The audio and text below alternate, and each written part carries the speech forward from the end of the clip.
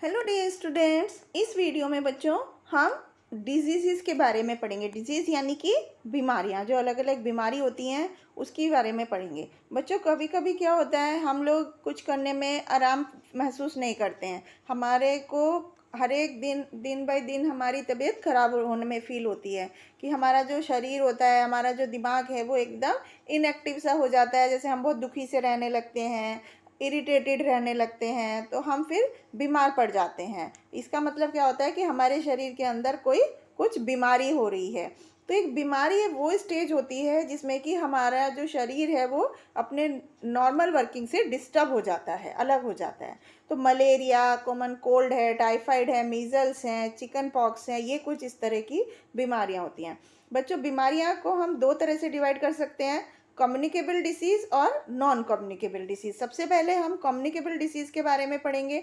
बच्चों, जो बीमारियां एक पर्सन से दूसरे व्यक्ति में फैलती हैं उन्हें हम कम्युनिकेबल डिसीज़ बोलते हैं। ये बीमारियां जो होती हैं, बहुत छोटे छोटे ऑर्गेनिज्म जिन्हें कि हम पैरासाइट्स बोलते हैं या जर्म्स बोलते हैं, जिन्हें हम माइक्रोस्कोप से देख सकते हैं, उनसे फैलती हैं। और ये किस चीज़ में होती हैं, जैसे कि हमारे चारों तरफ हवा, पानी, खाने से, मिट्टी से, इन चीज़ों से वो कम्युनिकेट हो जाती हैं।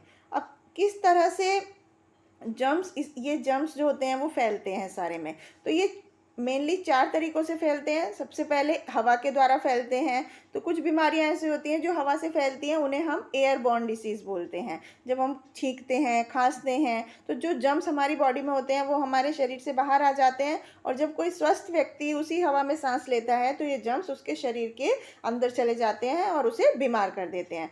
इस तरह की कुछ बीमारियां होती हैं, जैसे निमोनिया, ट्यूबरक्लोसिस जिसे हम टीबी बोलते हैं, डिप्थीरिया, पर्टुसिस, कफ, कोल्ड, इन्फ्लुएंजा, ये कम्युनिकेबल डिसीज़ हैं जो हवा से फैलती हैं। इसके बाद दूसरी होती हैं जो कॉन्टेमिनेटेड फूड या वाटर से, मतलब जो गंदा पानी या खाना खाने से फैलती हैं। तो बच्चों, अगर हम गंदे बर्तनों में या गंदे हैंडल से, अनहेल्दी चीज़ें, आदतों से या तरीक़ों से, या इन्फेक्टेड पानी हमारे शरीर में चला जाता है, तो ये जर्म्स उस गंदे खाने या पानी के थ्रू हमारे अंदर बीमारी पैदा कर देते हैं। कौन कौन सी बीमारियां हो सकती हैं गंदा खाना या पानी पीने से, जैसे कि जॉन्डिस है, कोलरा है, टाइफाइड है, डायरिया और एमोबिक डिसेंट्री। तो ये होती हैं कॉन्टेमिनेटेड खाना या पानी पीने से। इसके बाद तीसरी होती है इंसेक्ट या एनिमल से। तो बच्चों, ये भी कुछ कम्युनिकेबल डिसीज़ होती हैं जो किसी इंसेक्ट या जानवर से फैलती हैं। जैसे मच्छर है, मच्छर के काटने से बहुत सारी बीमारियां हो जाती हैं, और ये इन्फेक्शन फैला देती हैं, जैसे मलेरिया, डेंगू। ये जो बीमारियां हैं ये मच्छर के काटने से होती हैं। फीमेल एनोफिल्स मच्छर होता है जो कि मलेरिया प्रोटोजोआ को कैरी करता है, और जबकि फीमेल एडिसिव मॉस्किटो होता है जिसकी वजह से डेंगू बुखार आता है। तो बैक्टीरिया जो होते हैं प्लेग का कारण बनता है, जो कि चूहे से इंसान में फैलता है। इसके बाद कट्स और वाउंड्स, जब हमारे कोई चोट लग जाती है, घाव हो जाता है, उसमें भी कुछ जर्म्स होते हैं जो कि हमारे शरीर के अंदर बीमारियां पैदा कर देते हैं। तो जैसे फंगस है जो कि सिंगल सेल्ड और मल्टी सेल्ड दो तरह की होती है, जो कि हमारे घावों पर हो जाती है, तो इसकी वजह से एक बीमारी हो जाती है जिसे एथलीट्स फुट बोलते हैं। तो बैक्टीरिया हमारे जो कट हैं, जख्म हैं, उन पर पैदा हो जाते हैं, जिसकी वजह से टेटनस हो जाता है। एंथ्रॉक्स भी कट्स और वाउंड की वजह से फैलता है, के थ्रू फैलता है। इस तरह से बच्चों, हमारी स्किन में जब कट्स और वाउंड्स हो जाते हैं तो उसके थ्रू बैक्टीरिया हमारे शरीर में आसानी से एंटर कर जाते हैं। इसके बाद पांचवा तरीका होता है कम्युनिकेबल डिसीज़ का, कि थ्रू डायरेक्ट कॉन्टैक्ट। यदि कभी कभी क्या होता है कि कुछ चीज़ें ऐसी होती हैं जो कि इन्फेक्टेड पर्सन के थ्रू से बाहर आती हैं, और वो उसके जैसे पर्सनल चीज़ें होती हैं, जैसे कि बर्तन हैं, रुमाल हैं, कपड़े हैं, उनके थ्रू हमारे शरीर में हमने उनको हाथ लगाया, यूज़ किया, उससे डायरेक्टली हमारे शरीर के अंदर एंटर कर जाती है। जैसे कंजक्टिवाइटिस है, चिकन पॉक्स है, मीजल्स हैं, वायरल फीवर है, या कुछ स्किन की बीमारियां हैं जो कि डायरेक्ट कॉन्टैक्ट से फैलती हैं। इसके बाद ब्लड के थ्रू बच्चों, अगर हम किसी इन्फेक्टेड नीडल से सिरिंज में जम लगाया गया किसी दूसरे व्यक्ति को, स्वस्थ व्यक्ति को, तो उसके थ्रू भी जर्म्स पहुंच जाते हैं। बीमारियां जैसे एड्स है, ये भी इसी तरह से फैलती है। तो रेबीज़ की बीमारी भी ब्लड के फैलती है, ब्लड से। इस तरह से उसके बाद ड्रॉपलेट इन्फेक्शन है। तो कई बार क्या होता है, जैसे हमारे जो पेशेंट है उसका जब वो खांसता है या छींकता है तो जो जर्म्स हैं वो एक सलाइवा के थ्रू पेशेंट हेल्दी पर्सन में एंटर कर जाते हैं। जैसे कि कफ थूकने से या टीबी स्प्रेड्स इस तरह से फैलता है कि अगर कोई टीबी वाला व्यक्ति खांसता है और उसके बलगम से, थूक से ये बीमारियां फैल जाती हैं। इसके बाद हमें किस तरह से कम्युनिकेबल डिजीज़ से बचाव करना चाहिए, उसके लिए कुछ तरीके होते हैं। जैसे हमें घरों में पानी को साफ़ और ढके हुए बर्तनों में स्टोर करना चाहिए और पानी को पीने से पहले उबाल कर पीना चाहिए, जिससे कि उसके जर्म्स मर जाएं। हमारे खिड़की और दरवाजे जो होते हैं उन पर जालियां लगी होनी चाहिए ताकि मच्छर हमारे घर के अंदर ना हो। इसके अलावा खाने को हमें ढक कर रखना चाहिए और कभी भी कटे हुए फल जो बहुत समय से कटे हुए हैं उनको नहीं खाना चाहिए। फल और सब्जियों को धोने के बाद काटना, खाना और पकाना चाहिए। उसके बाद हमें कूड़ा करकट को अपने घर के आसपास नहीं इकट्ठा होने देना चाहिए। जितने भी ड्रेन्स हैं उन सबको हमें रेगुलरली सफाई करनी चाहिए। उसके अलावा हमें पर्सनल हाइजीन का भी ध्यान रखना चाहिए। जैसे हमें रोज़ाना नहाना चाहिए, हमारे नाखून कटे होने चाहिए, बाल कटे होने चाहिए। इसके अलावा खाना पकाने और खाने से पहले हमें हाथ धोने चाहिए। उसके बाद हमारे घर को हवादार और खुला होना चाहिए, जिससे कि सूरज की रोशनी हमारे घर के अंदर आ सके। उसकी वजह से बहुत सारे जर्म्स जो होते हैं वो मर जाते हैं। अब हमें घर में अगर कोई बीमार है उसकी देखभाल किस तरह से करनी चाहिए। जब कोई कम्युनिकेबल डिसीज़ वाला व्यक्ति हमारे घर में बीमार हो जाता है तो हमें क्या करना चाहिए, कुछ स्टेप्स हैं जिनको हमें फॉलो करना चाहिए जिससे कि दूसरों में वो बीमारी ना हो। जैसे कि तुरंत डॉक्टर से कंसल्ट करनी चाहिए, सलाह लेनी चाहिए और जो बीमार व्यक्ति है उसको पूरा आराम देना चाहिए। डॉक्टर की सलाह का पूरा पालन करना चाहिए, समय से दवाइयाँ देनी चाहिए। उसके तौलिया, रुमाल और जो दूसरी चीज़ें होती हैं जो पेशेंट यूज़ करता है उसको अलग रखना चाहिए। और बीमार व्यक्ति को हमेशा सही बैलेंस डाइट देनी चाहिए डॉक्टर की सलाह के हिसाब से खाने के लिए।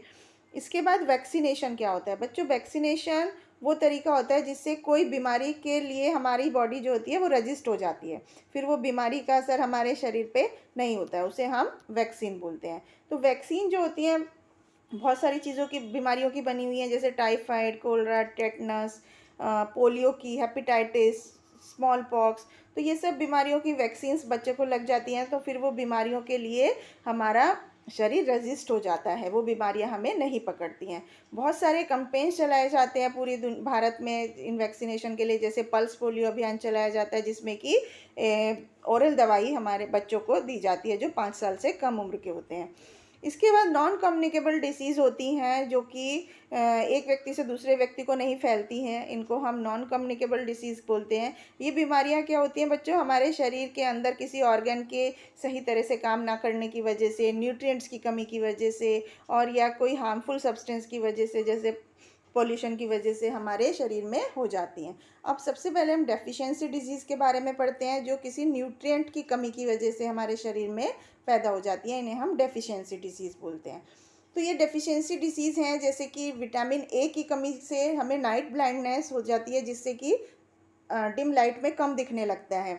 और इसके सोर्स क्या क्या हैं? आम, गाजर, हरी पत्तेदार सब्जियां खाने से इसकी पूर्ति हो जाती है। इसके बाद विटामिन बी होता है जिसकी कमी से बेरी बेरी रोग हो जाता है, इसमें पैर सूज जाते हैं और एक व्यक्ति जो होता है वो डिजीनेस, आलस फील करता है, सुस्ती महसूस करता है, सिर दर्द हो जाता है और दांतों में भी दिक्कत होने लगती है। तो हरी पत्तेदार सब्जियां, मटर, दूध, ये इसके खाने चाहिए इसको अवॉइड करने के लिए। इसके बाद विटामिन सी की कमी से स्कर्वी रोग होता है। इसमें हमारे जो गम्स, मसूड़े होते हैं वो सूज जाते हैं और उसमें से खून आने लगता है और हमारे दांत कमज़ोर हो जाते हैं। ये खट्टी चीज़ों में पाया जाता है विटामिन सी, जैसे संतरा, आंवला, नींबू। इसके बाद विटामिन डी की कमी से रिकेट्स रोग होता है। इसमें हमारे पैर एकदम गोल गोल फूल जाते हैं और हमारी जो कमर की हड्डी होती है वो भी मुड़ जाती है। तो ये सूरज की रोशनी में, दूध में या दूध से बनी हुई चीज़ों में पाया जाता है। इसके बाद कुछ मिनरल्स होते हैं जैसे आयरन है, आयोडीन है, प्रोटीन है। आयरन की कमी से एनीमिया, आयोडीन की कमी से गॉइटर और प्रोटीन की कमी से क्वाशरकोर बीमारी हो जाती है।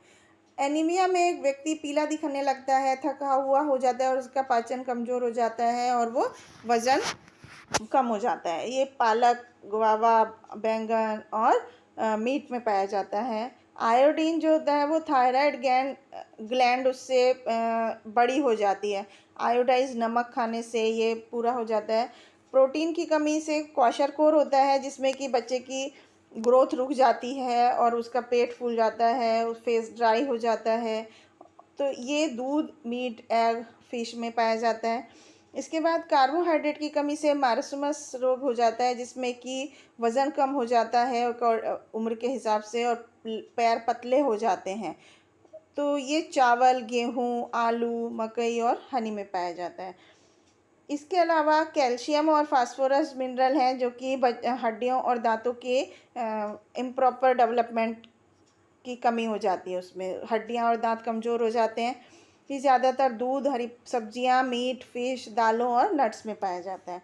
तो इस तरह से अलग अलग चीज़ों की कमी की वजह से अलग अलग बीमारियां हो जाती हैं, जिन्हें डेफिशिएंसी डिजीज़ बोलते हैं।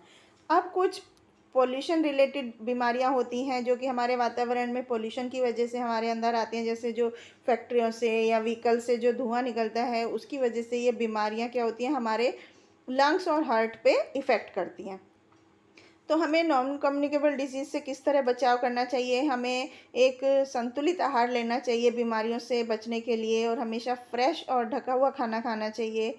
खाने से पहले और खाने के बाद हमें अपने हाथ धोना ज़रूरी चाहिए, और रेगुलर चेकअप के लिए डॉक्टर के पास जाना चाहिए। और हमेशा हमें फ़ास्ट फूड को अवॉइड करना चाहिए, तेलीय और हैवी खाना नहीं खाना चाहिए। अच्छा और स्वस्थ एनवायरनमेंट में खाना खाना चाहिए, और हमेशा अपने आसपास का एरिया साफ़ सुथरा रखना चाहिए, और पॉल्यूटेड जगहों पर जाने से बचना चाहिए।